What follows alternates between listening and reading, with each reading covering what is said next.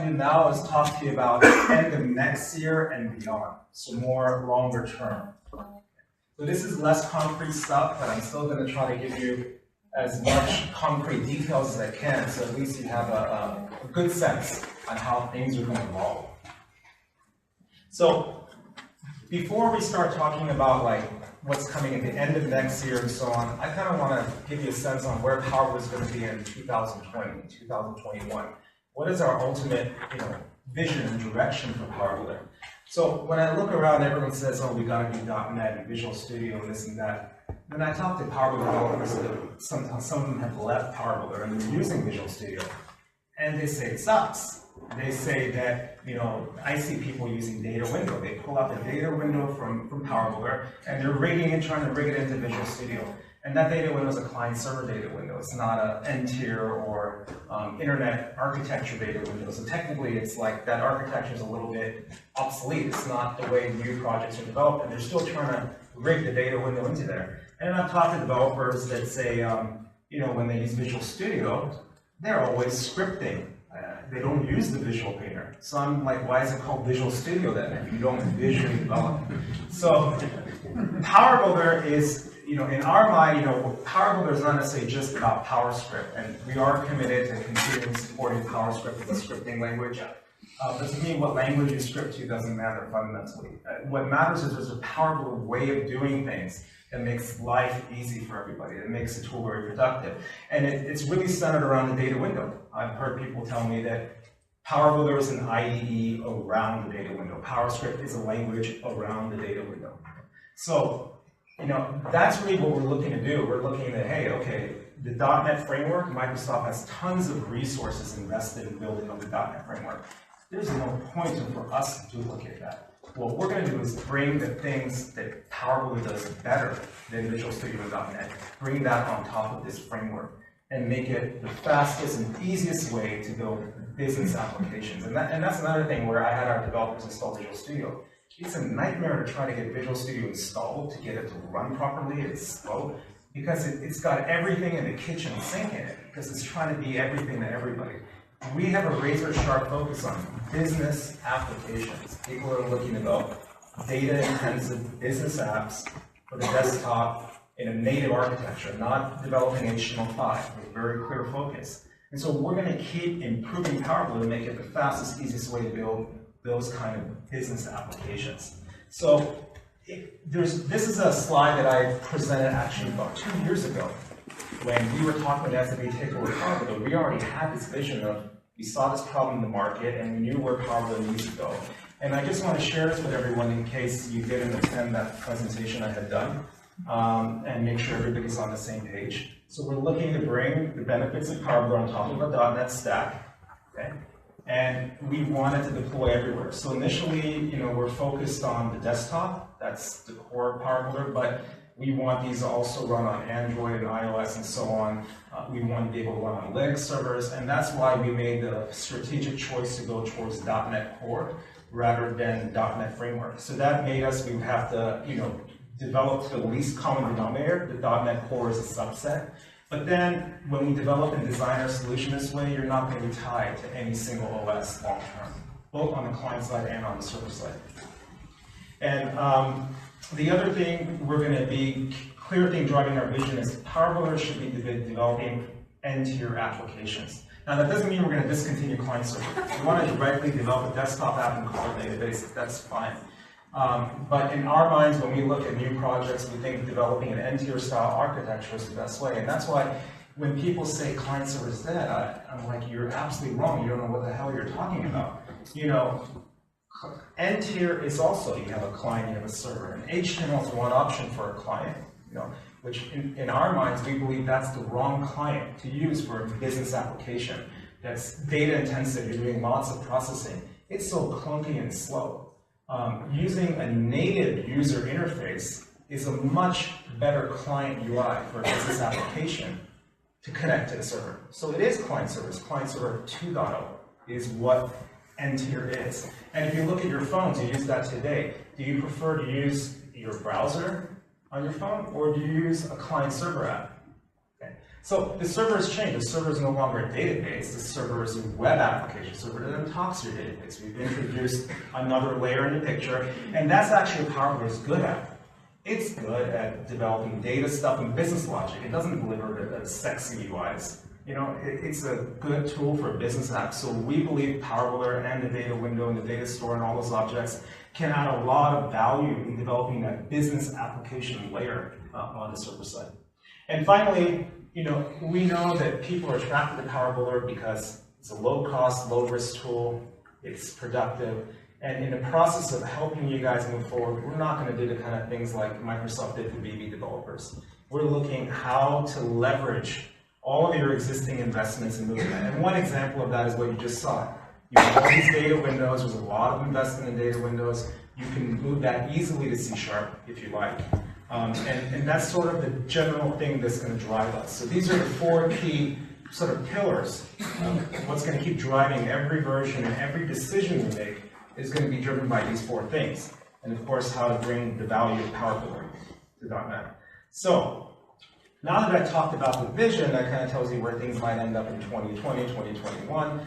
Let's talk about the more midterm. So what's going to come at the end of next year, and what's going to come during 2019 and until the end of 2019. So our focus for that period of time is to help move Powerbuilder into developing .NET desktop cloud apps. So what's a desktop cloud app? A desktop cloud app is similar to Powerbuilder. You develop desktop apps today. But a desktop cloud app is not directly talking to a database. It talks to a .NET layer of business objects, like the C# web APIs running on Microsoft IS. And Microsoft IS, or whatever, now they run .NET Core, you could run on a Linux .NET server. The server, .NET server, will talk to the database. Okay? But the way you develop these apps is the way you've pretty much developed apps in the past, except that you do need to consider that end-tier layer. So there's specific features we need to bring to enable that. One is in R3, we're going to introduce a JSON data window. So what Chris demoed was R2, the part of the demo that worked flawlessly, relatively flawlessly. And so R2 is going to give you the ability to call a web service, but it's not so easy like today with Powerbuilder. You say Powerbuilder is a stored procedure data source, you know, you're just directly piping it.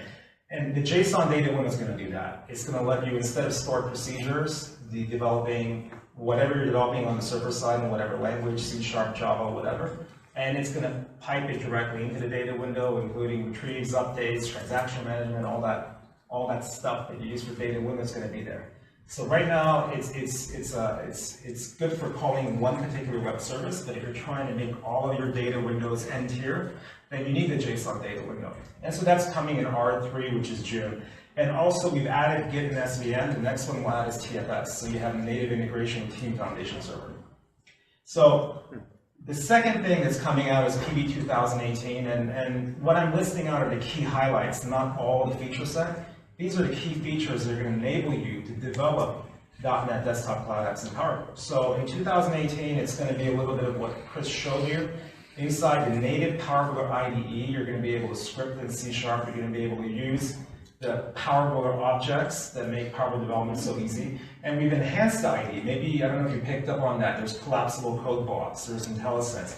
It's the stuff people kept saying, improve the Powerbuilder IDE. We're first bringing that to the C# target, and then long-term we're looking at how to bring that also when you're scripting in PowerScript instead of C# to potentially enhance that. So you'll be able to develop C# server projects. So if you're developing, if you saw in that demo, we had the app calling the web service, and then we had the web service developed in C#. So the app calling the web service was just PowerScript, and you're going to continue to develop for desktop cloud apps. The client is using PowerScript, running on PBVM. That part is not yet going to be running on .NET Framework, but it's going to be an end-tier architecture, so it has to be driven by your .NET server, and that .NET server is going to be scripted in C# and .NET Framework. And what that means is you can do everything you can do in .NET, you can do everything you can do in C#, you can use tons of the open source stuff that's available, plus you can do all the good stuff Powerbuilder does. You have the data store and a connection object and transaction object and so on. And then for Powerbuilder 2019, we're going to be introducing a new target type called desktop cloud. So this desktop cloud is similar to the current desktop target you have, which is you script in PowerScript, it's running on PPBM. Okay. But there's two key things about the desktop cloud that's different. When you use that target, you need all of your data windows to be end-tier data windows. This app is not going to want to directly call your database. It needs to run over HTTP, HTTPS. So it's a different type of, so it's client server 2.0. You have an option to do client server 1.0 in Powerbuilder and client server 2.0. So the other key characteristic of the desktop cloud app compared to the desktop app you have today is the whole installation update process is going to be the experience you have like on your cell phone. Through a URL, the app installs. Once it installs, it's always up to date. So when you have to change your Powerbuilder app, you deploy it to the .NET server. And the next time the user runs the application, it's going to automatically update. And that solves one of the big reasons I hear customers want to go to web is actually they're just trying to make it easy to get the app onto the user's machine and keep it updated. It becomes a nightmare to update lots of different clients. And so the desktop cloud app is going to give you that option. The other thing we're going to be introducing is a new UI framework for Powerbuilder. So that's going to allow you to develop a very modern looking user interface and give you new controls. Because Powerbuilder's strength has always been, I think, not in UI, but more around the data. And so we want to spiff up that. So that UI framework is also PowerScript based. And so you'll be able to use that even if you don't want to do a desktop cloud app. So let's say you're fine, I don't need this end-tier stuff, I don't see how this helps me. Absolutely fine, you can use the new UI framework, but we're also going to retain the current classic UI framework as well. So you can build the UI however you want, but you have to choose one or the other. You're not going to be able to mix two UI, and it's going to look funny if you did. Your button looks like this and the data one looks like that. So these three versions together will allow you to develop .NET Desktop Cloud apps with the ease of Powerbuilder.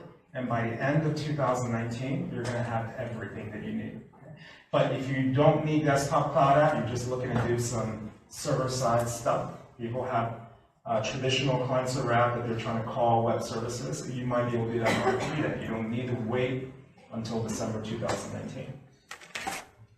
So, we started doing Appeon Web to help people get onto the web, try to help move apps to this end-tier architecture, try to make the deployment easy, offer an alternative to Citrix.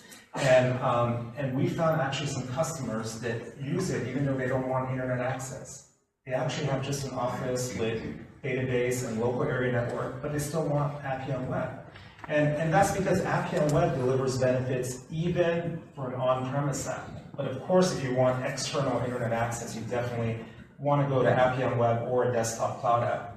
So a desktop cloud app, even for an on-premise, is going to simplify the deployment of updating the devices of the clients. And the other thing is that once you introduce a .NET server, you can start to move some of your code to the server side. You don't have to necessarily do it all in one shot, but you can. And by moving it to the server side, that allows you to reuse code. Now, that was, I think, one of the key attractiveness of EA Server. Start putting your MVOs instead of client-side, server-side. You can have multiple Powerbuilder apps you develop. One does this and one does that. There can be a shared layer of stuff. And that way you're not maintaining redundant projects over and over again. And so that's another benefit if you start moving towards this architecture.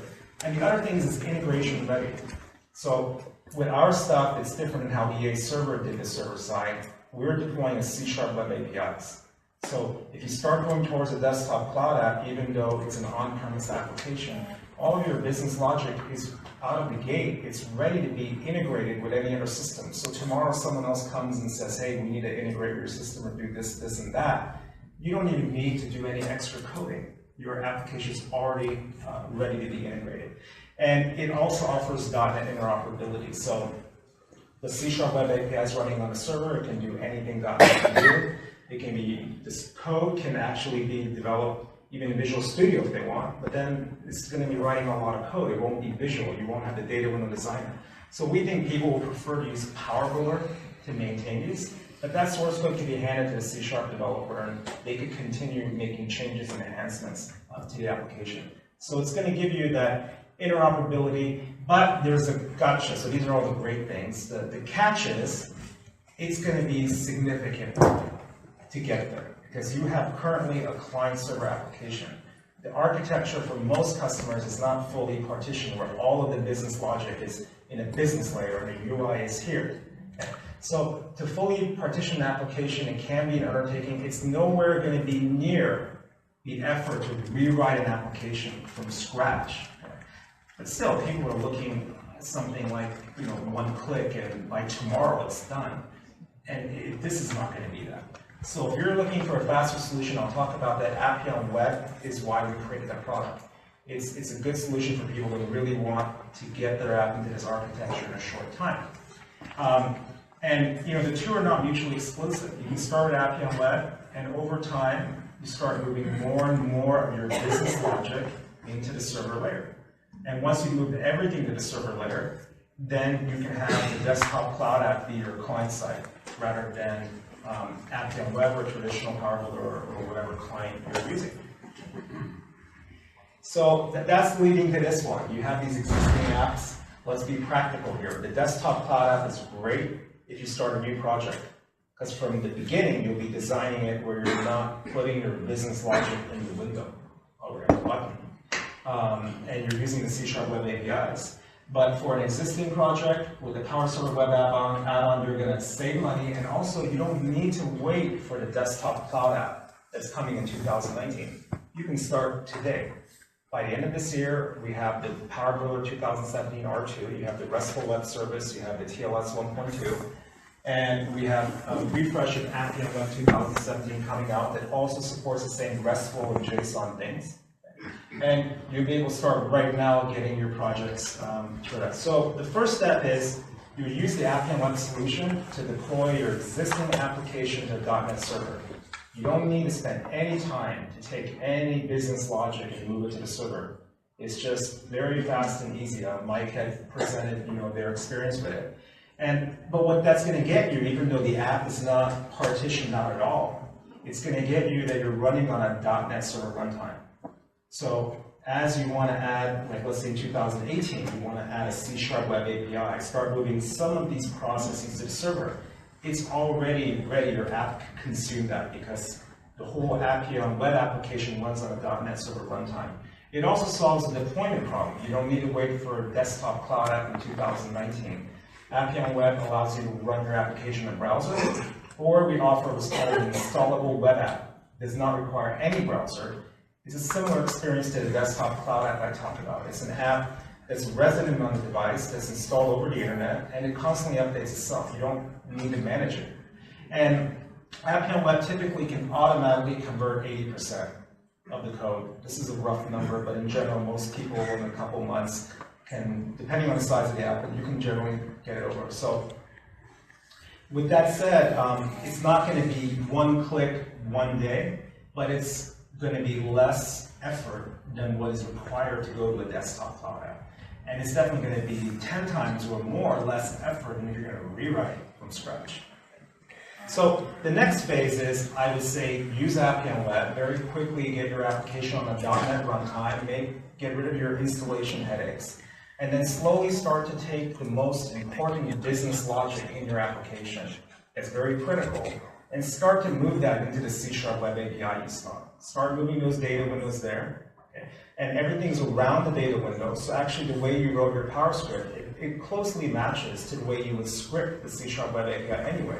It's just you have to use the C# syntax, but the way it's coded is Powerbuilder style. And so you start moving some of those things, and you don't need a fully partitioned application. So very quickly, you have kind of a hybrid end here. It's not a very strict academic end to your architecture, but the key things that matter, that need to be on the server, you have it. And so that you'll be able to do by end of 2018. You don't need to wait until 2019 to get started with that. And the last step would be is look at optimizing your UI. So, it's a nice to have, but my recommendation would be once you've solved your deployment problem, then try to get the key things onto the server, and then improve the UI so your users like to use your application and makes their job easier. So there's a few things you can do. One is you can optimize existing UI. You saw it in Formaticon. They did their demo and their UI definitely looked nicer than some other Powerbuilder apps I've seen. Okay. So I'm not saying it's like sexy eye candy the way you see some Apple stuff, but it was definitely a clean user interface that people don't struggle with how do I use this application. So there's plenty of things you can do to optimize your UI in Powerbuilder without having to wait for the new modern UI framework that we're bringing out. And there's some sessions that I really strongly encourage you guys to attend to kind of learn about how to do that.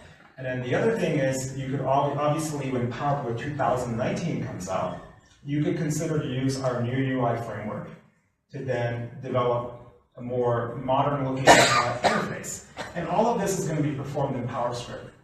Okay, so it's not C# and it's not .NET. You're coding in PowerScript and modifying your existing UI or using our new framework. So that's all I have. Thank you so much. If you have questions, you can feel free. I'll be around the conference, and I'm not doing any sessions at all. So you can grab me and we can chit-chat about what's coming online. Okay. Thank you very much.